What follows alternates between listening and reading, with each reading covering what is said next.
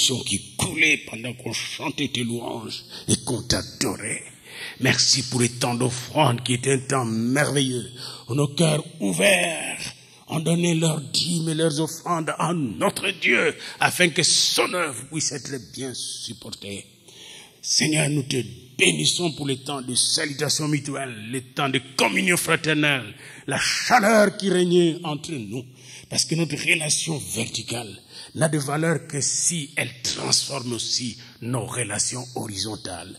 Nous touchons et saluons tous qui nous suivent maintenant et qui vont nous suivre au travers de YouTube, de l'Internet, de Facebook, qu'ils soient tous touchés par l'amour et le feu du Saint-Esprit, au nom de Jésus-Christ.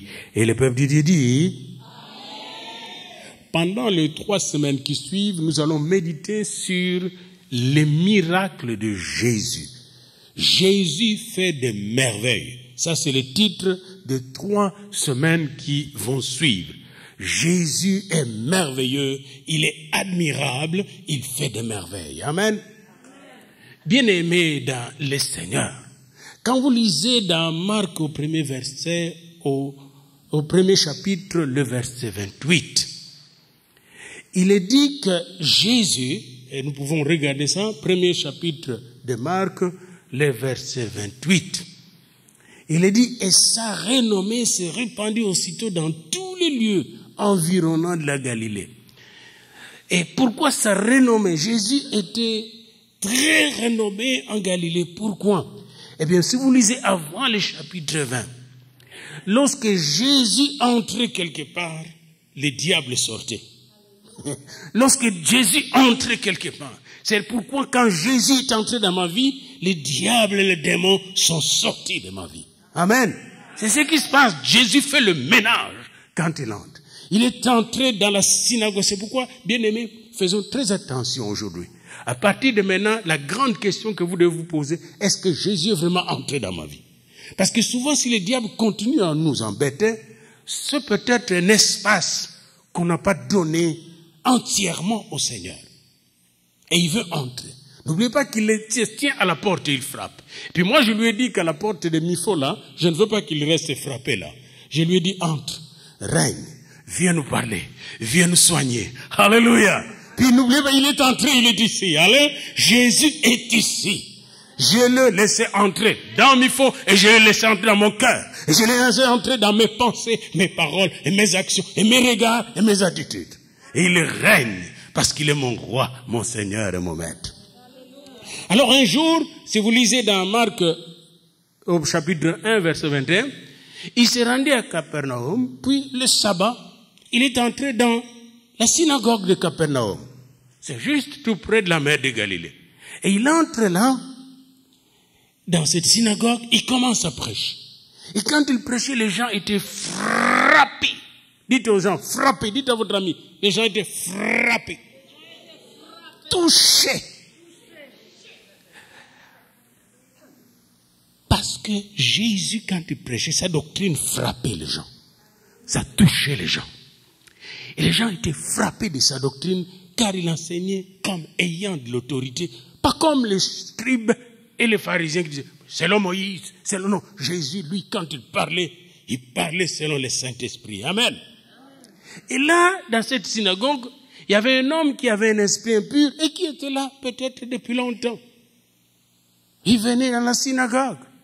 Puis Jésus, quand il prêchait, il avec autorité, l'esprit se mit à parler. Verset 24. Qu'y a-t-il entre nous et toi, Jésus de Nazareth? Et si je veux seulement souligner, je ne parle pas de ce miracle aujourd'hui, je veux seulement souligner, quand Jésus entre quelque part, le diable sort. L'ennemi a commencé à parler, qu'y a-t-il entre toi et moi?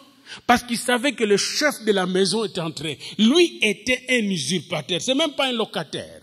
Le diable n'est même pas un locataire. Quand il entre chez vous, il ne paye même pas de loyer. Il veut te voler tout, bien-aimé. Et ce qui est dangereux, c'est que souvent nous laissons celui qui ne paye rien entrer dans nos vies et nous détruire. Le diable n'est même pas un locataire. Les démons ne sont même pas de locataires. Ils ne payent rien. Ils viennent tout voler, tout piller. C'est pourquoi Jésus nous a dit, attention. L'ennemi vient pour piller, pour voler, pour détruire, mais moi je viens pour que mes brebis aient la vie en abondance. Donc quand Jésus entre dans la synagogue, le chef de la synagogue ne savait pas. C'est pourquoi aujourd'hui j'ai dit, Seigneur, moi je sais que tu es ici et que l'ennemi doit sortir de ces lieux. Amen. L'ennemi qui vient chaque jour à mi-faux là, il doit sortir d'ici au nom de Jésus. Amen. Parce que Jésus est ici. Là, le chef de la synagogue était là, il ne savait pas qu'un de lui était possédé de l'esprit. Mais comme Jésus est entré avec l'esprit de Dieu, l'esprit l'a parlé, puis Jésus l'a chassé. Et tous les gens ont dit, qu'est-ce que c'est ci, verset 27? Une nouvelle doctrine? Non, je ne vous enseigne pas une nouvelle doctrine ce matin aussi. Il commande avec autorité, même aux esprits impurs. N'oubliez pas que quand le réveil est venu dans mon pays, et dans le renouveau charismatique dans les années 70, tout le monde disait, le prêtre, le pasteur, c'est une nouvelle doctrine. Qu'est-ce qui se passe? C'est pas une nouvelle doctrine. Jésus-Christ est le même hier, aujourd'hui et éternellement. Maintenant, quand Jésus faisait les miracles, tout le monde ne croyait pas en lui.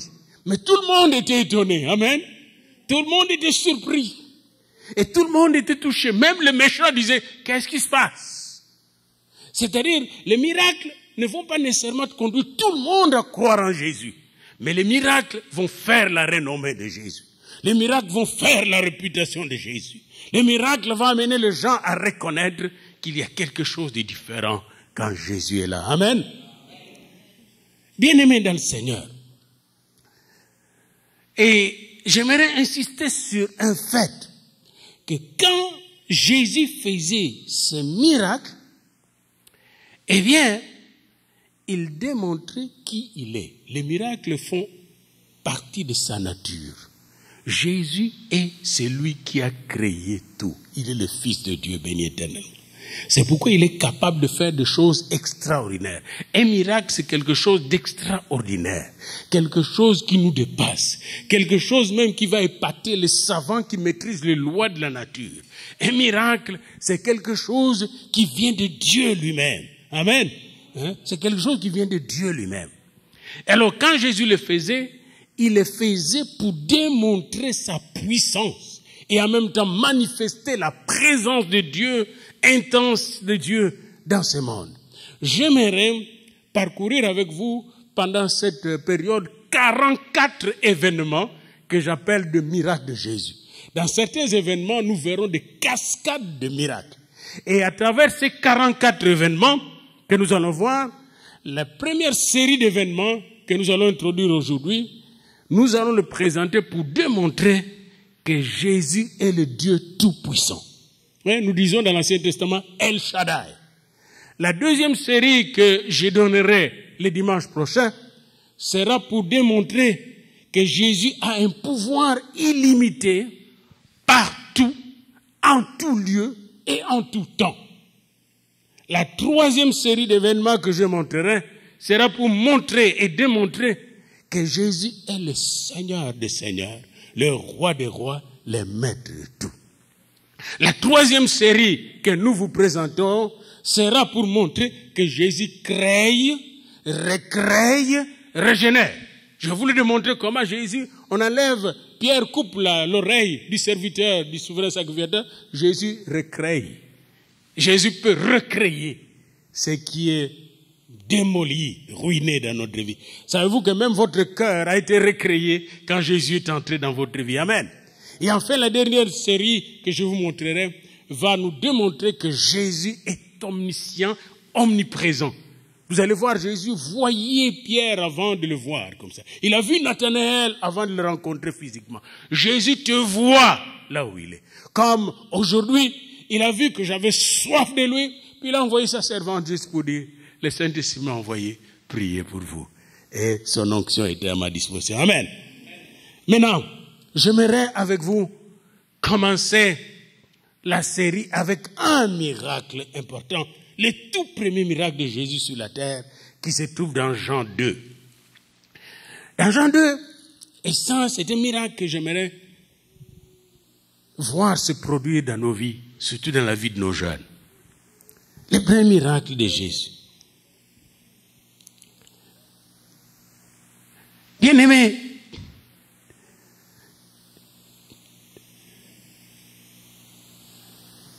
C'est le premier miracle de Jésus.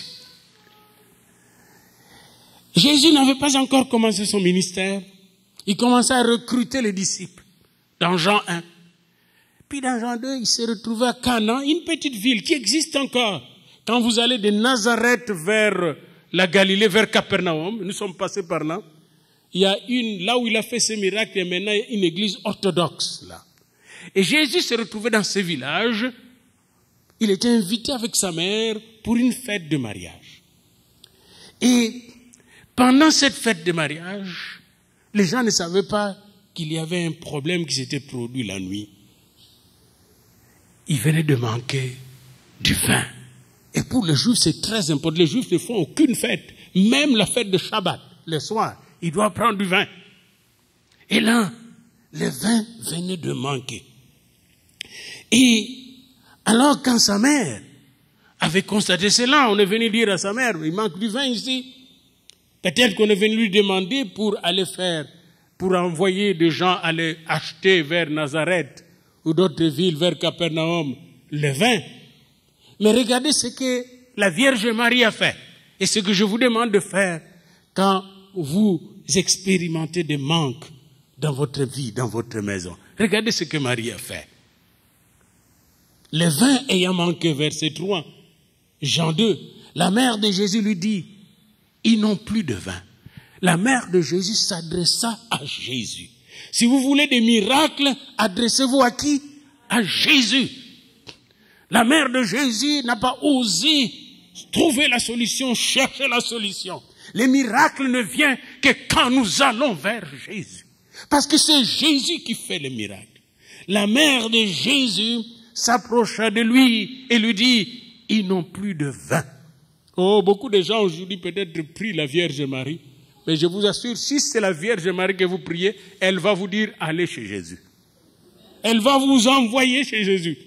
Parce qu'elle sait, elle, la christologie de la Vierge Marie est pure et sainte. Elle est permanente. Jésus qu'elle a porté dans son sein, elle sait que c'est le Fils de Dieu. Amen. Elle sait que Jésus est plus grand qu'elle-même. La Vierge Marie. Alors, préparez-vous, vous qui dites le Je vous salue Marie, préparez-vous parce que Jésus s'en vient là. Jésus arrive dans votre vie et va vous toucher.